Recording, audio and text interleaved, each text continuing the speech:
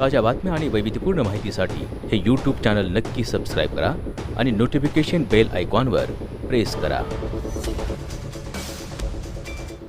मंडळी, सांगोला नगर परिषद निवडणुकीच्या निमित्तानं विविध राजकीय घटना घडामोडी मोठ्या प्रमाणात घडत आहेत. मंडळी, काल सांगोल्यात झालेली एक महत्त्वाची राजकीय घटना ही सांगोला तालुक्यात चर्चेचा विषय बनल्या. मात्र काल झालेला भाजप पक्षप्रवेशाचा सोहळा आणि ही महत्त्वाची राजकीय घटना नेमकी घडली कशी, या घटनेच्या पडद्यामागचे नेमके शिलेदार कोण आहेत याचाच वेध घेण्याचा हा प्रयत्न आहे. मंडळी, काल सांगोल्यामध्ये शेतकरी कामगार पक्षानं घोषित केलेले नगराध्यक्ष पदाचे उमेदवार मारुती आबा बनकर यांनी भाजपमध्ये प्रवेश केला आणि या पक्षप्रवेशासाठी पालकमंत्री जयकुमार गोरे हे स्वतः सांगोल्यात आले होते. मात्र मंडळी, या सर्व घटना घडामोडींचे खरे शिल्पकार किंवा पडद्यामागचे शिलेदार कोण आहेत याची मोठी उत्कंठा तालुकावासियांना लागली होती.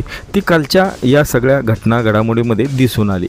मंडळी, या सर्व घटना घडामोडीमध्ये भाजपचे जिल्हाध्यक्ष चेतनसिंह केदार, पूर्वीचे शेकापचे नेते आणि सध्याचे भाजपचे नेते उद्योगपती बाळासाहेब एरंडे आणि शेकापचे माजी जिल्हा परिषद सदस्य आणि भाजपमध्ये प्रभावी नेतृत्व म्हणून ज्यांच्याकडे पाहिलं जातं ते ॲडव्होकेट सचिन देशमुख, बाळासाहेब काटकर, ही सर्व मंडळी या कालच्या घटनेची खरी शिल्पकार आहेत. मंडळी, कालची घटना पक्षप्रवेशाची ही अचानक घडलेली घटना नाही आहे. याबाबतची पूर्वतयारी कालपासून म्हणजे अगोदर 4 दिवसापासूनच या सर्व घटना घडामोडींची सूत्र हालत होती. मंडळी, या सर्व घटना घडामोडी घडत असताना याच्यामध्ये पालकमंत्र्यांशी थेट संपर्क साधून या सर्व राजकीय डावपेचांची आखणी करण्यामध्ये जिल्हाध्यक्ष चेतनसिंह केदार आणि त्यांच्या सोबतीनंच बाळासाहेब एरंडे, ॲडव्होकेट सचिन देशमुख, माजी जिल्हाध्यक्ष श्रीकांत देशमुख, ही सर्व मंडळी या सर्व घटनेची शिल्पकार होती. मंडळी, काल सांगोल्यात घडलेली ही राजकीय घटना ही तालुकावासियांना बुचकळ्यात टाकणारी होती.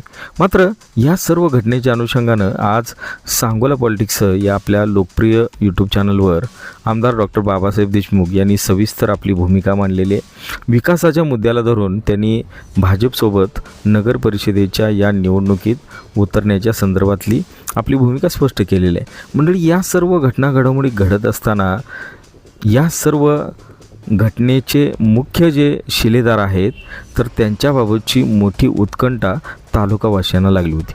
मंडळी, या पक्षप्रवेशाच्या सर्व घटना ह्या अचानक घडलेल्या नाही आहे. मागील आठवडाभरापासून या सर्व घटना घडामोडीचे सुतोवाच मिळत होते. कारण पालकमंत्री जयकुमार गोरे यांनी पंढरपूर इथं प्रेस कॉन्फरन्स घेऊन सोलापूर जिल्ह्यातले 12 नगर परिषदेचे उमेदवार हे भाजपच्या वतीनं म्हणजे कमळ चिन्हावर निवडणूक लढवतील असं घोषित केलं होतं. मात्र सांगोल्याच्या बाबतीत असा निर्णय होईल असं कोणालाही वाटलं नव्हतं, कारण भाजपकडून इतर उमेदवारांची मोठी चर्चा होती. मात्र मंडळी, या सर्व घटना घडामोडीत आश्चर्यजनक जी गोष्ट घडली ती म्हणजे शेतकरी कामगार पक्षानं घोषित केलेला उमेदवार अर्थात मारुती बनकर यांना भाजपमध्ये पक्षप्रवेश देऊन ते भाजपचे उमेदवार असतील, ही घटना फार आश्चर्यकारक होती. मंडळी, या सर्व घटनाक्रमामध्ये जी मंडळी समाविष्ट होती त्याच्यामध्ये भाजपचे जिल्हाध्यक्ष चेतनसिंह केदार, उद्योगपती बाळासाहेब एरंडे, ॲडव्होकेट सचिन देशमुख, बाळासाहेब काटकर, श्रीकांत देशमुख, ही सर्व मंडळी याच्यामध्ये अग्रभागी होती. कारण पक्षप्रवेशाच्या पूर्वी आदल्या रात्री बराच वेळ मारुती आबा बनकर तसेच शेतकरी कामगार पक्षाच्या नेते मंडळींशी या अनुषंगानं चर्चा सुरू होत्या आणि या चर्चेचं फलित हे दुसऱ्या दिवशी म्हणजे काल सकाळी जो पक्षप्रवेशाचा कार्यक्रम झाला त्याच्यामध्ये या सर्व गोष्टी आपल्याला दिसून आल्या आहेत. मंडळी, हा सर्व घटनाक्रम पाहता एक गोष्ट आपल्याला प्राधान्यानं लक्षात घ्यावे लागेल, म्हणजे या निमित्तानं भारतीय जनता पक्षानं सांगोला शहराच्या आणि तालुक्याच्या राजकारणात एक दमदार प्रवेश केल्याचं आपल्याला दिसतंय. मंडळी, मागील अनेक वर्षांपूर्वी भारतीय जनता पक्ष हा सांगोला शहर आणि तालुक्याच्या राजकारणात सक्रिय असला तरीही भाजपनं या स्थानिक स्वराज्य संस्थांच्या निवडणुकीला इतकी प्रतिष्ठा कधीही मिळवून दिली नव्हती. कारण सांगोला शहर आणि तालुक्याचा विचार करायचा झाला तर भाजपच्या वतीनं एवढ्या ताकदीनं कधीही या निवडणुका लढवल्या गेल्या नव्हत्या. मात्र मुख्यमंत्री देवेंद्र फडणवीस, सोलापूर जिल्ह्याचे पालकमंत्री जयकुमार गोरे यांनी सोलापूर जिल्ह्यात भाजप पक्षविस्ताराचं काम मोठ्या प्रमाणात हाती घेतल्याचं दिसतंय आणि त्याला सांगोला शहर आणि तालुक्यात मोठा प्रतिसाद मिळताना दिसतोय. मंडळी, या सर्व घटना घडामोडीच्या अनुषंगानं विचार करायचा झाल्यास सांगोल्यामध्ये पालकमंत्र्यांच्या या प्रयोगाला यश कसं मिळालं असा प्रश्न जर कोणी विचारला तर त्याचं महत्त्वाचं कारण म्हणजे पालकमंत्र्यांना मिळालेले हे विश्वासू आणि कार्यक्षम शिलेदार होय. आणि याच्यामध्ये जिल्हाध्यक्ष चेतनसिंह केदार असतील, उद्योगपती बाळासाहेब एरंडे असतील, ॲडव्होकेट सचिन देशमुख, बाळासाहेब काटकर, श्रीकांत देशमुख ही सर्व मंडळी या सर्व घटना घडामोडींचे खरे शिलेदार आहेत. कारण काल सकाळी घडलेली ही घटना ही अचानक घटना घडलेली नव्हती, याची सूत्र दिवसभर हालत होती. कारण या सर्व घटना घडामोडीमध्ये मारुती आबा बनकर जे की शेतकरी कामगार पक्षाचे घोषित झालेले उमेदवार होते, त्यांचं मन वळवणं, त्यांना भाजपमध्ये पक्षप्रवेश देणं आणि पक्षप्रवेशाचा हा कार्यक्रम जो की अचानक ठरलेला की ज्याच्याबाबत तालुक्यातल्या जनतेला कुणालाही माहिती नव्हती, तर हा कार्यक्रम यशस्वी करणं या सर्व घटना घडामोडी या सर्व शिलेदारांचा महत्त्वाचा रोल राहिलेला आहे. मंडळी, भारतीय जनता पक्षाच्या वतीनं सांगोला विधानसभेच्या निवडणुका यापूर्वी लढवलेल्या होत्या. मात्र स्थानिक स्वराज्य संस्थांच्या निवडणुकीमध्ये थेट भाजप उमेदवार उतरवणं किंवा त्याबाबतची प्रभावी आखणी करणं या गोष्टी यापूर्वी कधीही घडल्या नव्हत्या. मात्र चेतनसिंह केदार यांच्या यशस्वी मध्यस्थीनंतर शेतकरी कामगार पक्षातले उद्योगपती बाळासाहेब एरंडे, माजी जिल्हा परिषद सदस्य ॲडव्होकेट सचिन देशमुख, बाळासाहेब काटकर ही सर्व मंडळी भाजपवासी झाली आणि भाजपमध्ये ते आल्यानंतर त्यांनी सांगोल्यातल्या या राजकारणामध्ये आपलं प्रभावी राजकारण सुरू केल्याचं दिसतंय. मंडळी, या सर्व घटना घडामोडीमध्ये ॲडव्होकेट सचिन देशमुख, चेतनसिंह केदार, बाळासाहेब एरंडे यांची अत्यंत महत्त्वाची भूमिका राहिलेली आहे.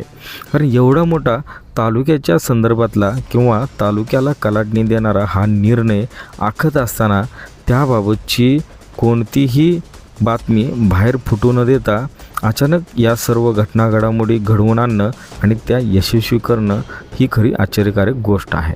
मंडळी, याच्यामध्ये ॲडव्होकेट सचिन देशमुख यांनी पालकमंत्र्यांच्या या कालच्या कार्यक्रमामध्ये सांगोला शहरातलं एकूण राजकीय गणित किंवा सर्वेच्या अनुषंगानं ज्या गोष्टी पुढे येत आहेत तर त्याची माहिती त्यांनी पालकमंत्र्यांना दिलेली आहेत. त्याचे फोटोही समाज माध्यमांवर व्हायरल झालेले आहेत. आणि या सर्व घटना घडामोडींच्या अनुषंगानं भाजपचे जिल्हाध्यक्ष चेतनसिंह केदार यांची आणि त्यासोबतच माजी जिल्हा परिषद सदस्य सचिन देशमुख यांची भूमिका अत्यंत महत्त्वाची ठरलेली आहे. कारण मंडळी, सांगोला नगर परिषदेच्या या निवडणूक राजकारणामध्ये भारतीय जनता पक्ष यापूर्वी कधीही म्हणावा तितका सक्रिय झाला नव्हता. मात्र चेतनसिंह केदार यांच्या सोबतीला पूर्वाश्रमीचे शेकापचे नेते बाळासाहेब एरंडे, ॲडव्होकेट सचिन देशमुख, बाळासाहेब काटकर ही सर्व मंडळी सोबतीला असल्यामुळं या सर्व राजकीय डावपेचात भाजप हा यशस्वी झाल्याचं दिसते.